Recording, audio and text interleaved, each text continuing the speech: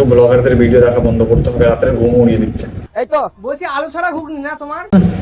আবার এক ঝাঁটু ব্লগার উঠে বেরিয়ে গেছে সকাল সকাল ক্যামেরা নিয়ে, কি খুঁজছে? বিনা আলুর ঘুগনি।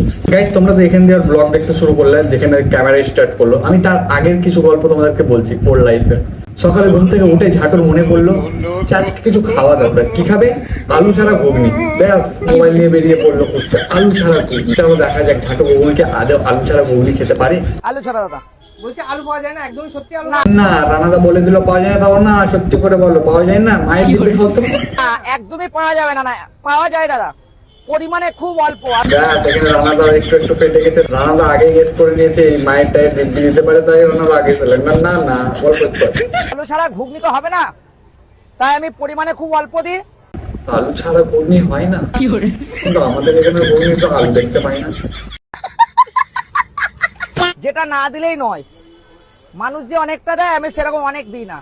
এমন কি জিনিস আছে আলুর মধ্যে যেটা না দিলে ঘুগনি তৈরি হবে না? ভাড়া এটা তোমার টেনশনে ফেলে দিলো, এটা নিয়ে তোমার রাত্রে ঘুম হবে না। তাই তোমরা যদি কেউ জেনে থাকো আলু ছাড়া কেন ঘুগনি হয় না, তো কমেন্টে জানিও, আমি যেন একটু শান্তিতে ঘুমাতে পারি। ঝাঁটু ব্লগারদের ভিডিও দেখা বন্ধ করতে হবে, রাত্রে ঘুম উড়িয়ে দিচ্ছে।